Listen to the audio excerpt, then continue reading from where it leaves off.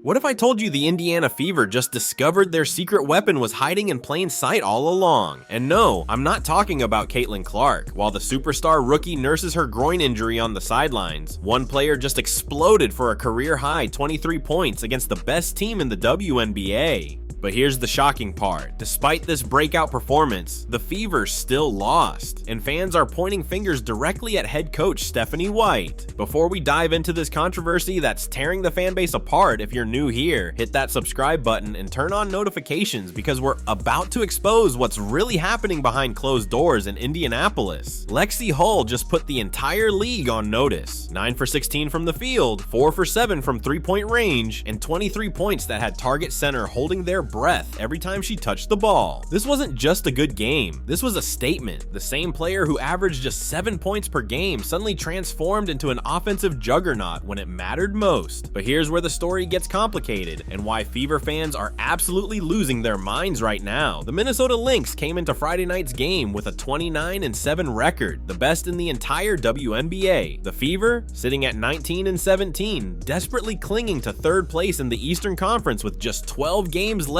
in the regular season. This wasn't just any game. This was a measuring stick game, a chance to prove they belong with the elite. And for 2.5 quarters, they did exactly that. Let me paint you a picture of what happened. The Fever came out firing on all cylinders. Lexie Hull was unconscious from deep, hitting shot after shot. Kelsey was doing her thing, adding 27 points of her own, including 5 3-pointers. They built a lead, controlled the tempo, and for a moment it looked like David was about to slay Goliath. The energy in the building shifted. Even the Lynx fans could feel it. Something special was happening. But then came the third quarter. Oh, that dreaded third quarter. If you've been following the Fever this season, you already know where this is going. They were outscored 32-17. Let me repeat that for those in the back. 32-17, a 15-point swing in just 12 minutes of basketball. The lead evaporated faster than water in the desert. And this isn't the first time. It's not even the 10th time. This has become the Stephanie White special, and fans have had enough. Now, before we go further, let's address the elephant in the room. Yes, Caitlin Clark is injured. She's missed 13 straight games with that groin injury, and nobody knows when she's coming back. Sophie Cunningham, she's out too with a knee injury. Sydney Colson and Ari McDonald both suffered season-ending injuries just last week. The Fever are running on fumes, playing with basically 7 healthy players. But here's the thing that nobody wants to say out loud. Great coaches win games like this. Great coaches find a way. Think about what Lexie Hull said after the game. She talked about playing with confidence, about everyone needing to do a little bit extra, be more aggressive offensively. You know what's crazy? She had to figure this out herself. Where was the coaching? Where were the plays designed to get her open looks when she was literally on fire? Stephanie White watched Hull score 11 of the team's first 15 points and then nothing. Radio silence. No plays run for her. No screens set. Nothing. Let me tell you something about basketball that casual fans might not realize. When a player is hot, when they're in that zone where everything they throw up goes in, you feed them. You run plays for them. You do everything in your power to get them the ball in positions where they can score. It's coaching 101. But White, she went right back to her usual rotations, her usual plays, acting like Hull wasn't having the game of her life. And this brings us to the bigger problem. Stephanie White was supposed to be the savior. Remember when they fired Christy Sides after making the playoffs for the first time since 2016? The fan base was divided, but management promised White would take this team to the next level. She's from Indiana. She played for the Fever. She was part of their 2012 championship coaching staff. She knows the culture, they said. She understands what it takes to win here, they said. Well, I've got news for you. Understanding and executing are two very different things. Since taking over, White has made some puzzling decisions that have fans scratching their heads. The lack of pick and roll plays without Caitlin Clark? Criminal. The way she's using Aaliyah Boston? Don't even get me started. Boston is averaging a double-double, but she feels invisible out there. They're making her play on the perimeter while Natasha Howard operates in the paint. Does that make any sense to you? Because it doesn't make sense to anyone who actually watches basketball. Here's what really burns me up. Boston was Rookie of the Year last season. She's proven she can dominate in the paint, but under White's system, she's been relegated to setting screens 30 feet from the basket, while Howard, who hasn't even properly meshed with this team yet, gets the prime real estate down low. It's like having a Ferrari and using it to deliver pizza while your Honda Civic is entered in the race. Backwards doesn't even begin to describe it. But wait, it gets worse. You want to know the real kicker? Jessica Shepard, remember her? Former Fever player who's now with the Lynx?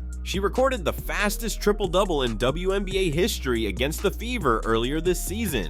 22 minutes, that's all it took.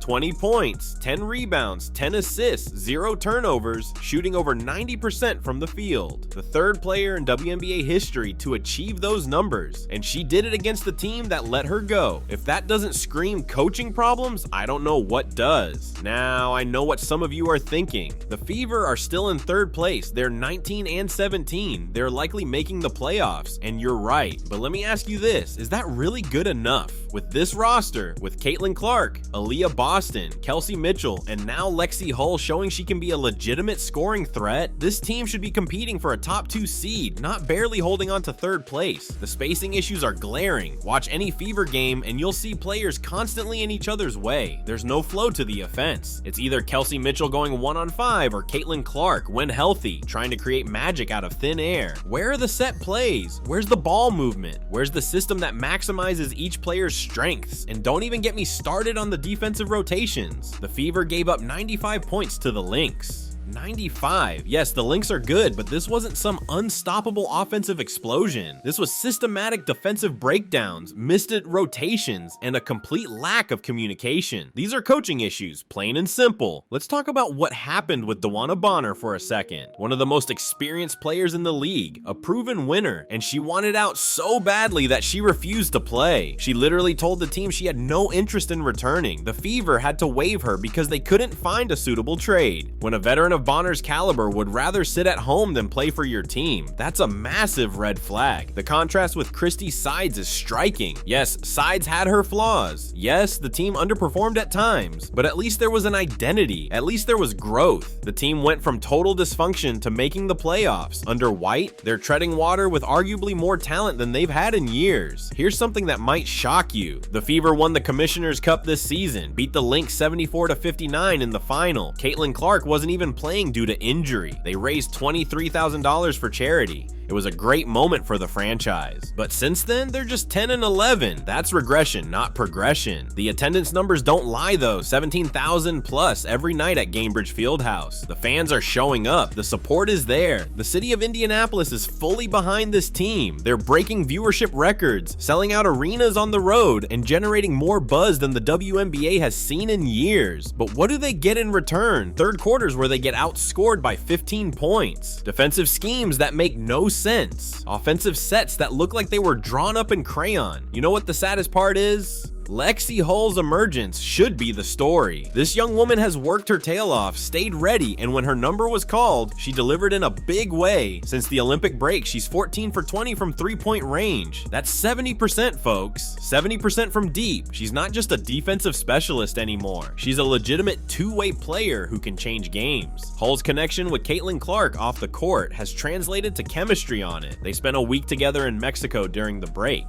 They've been hanging out more, building that relationship that translates to better basketball. Clark even joked after a recent game that Hull started playing better because she started hanging out with me more. It was a light moment, but there's truth in it. Chemistry matters. Relationships matter. And when your best players genuinely enjoy being around each other, special things can happen. Sophie Cunningham's addition to the team was supposed to be another boost. Fresh off 6 seasons in Phoenix, Sheiks, she brought veteran experience and three-point shooting. And when healthy, she's delivered. But the knee injury has sidelined her at the worst possible time. Still, even when she plays, you can see the potential of what this team could be with proper coaching. The talent is there. The pieces fit. They just need someone who knows how to put the puzzle together. The upcoming schedule is brutal. They've got another game against the Lynx on Sunday. Then it's a gauntlet of teams all fighting for playoff positioning. The Los Angeles Sparks are just 1.5 games behind them. The Golden State Valkyries are right there too. One bad week and the Fever could find themselves on the outside looking in. And if that happens, if this team misses the playoffs with this roster, there will be riots in Indianapolis. Stephanie White's system seems built for a different era of basketball, while the rest of the league has evolved to pace and space, to motion offense, to switching defenses. The Fever looks stuck in 2010. They're playing checkers while everyone else is playing chess. And the frustrating part is that it doesn't have to be this way. The talent is there, the fan support is there, the infrastructure is there. Everything is in place for success except the most important thing, the coaching. Remember when White was with Connecticut? 2 straight semifinal appearances, 55 and 25 25 record over 2 seasons, Coach of the Year in 2023, so we know she can coach. The question is, why isn't it translating in Indiana? Is it the pressure of coaching at home?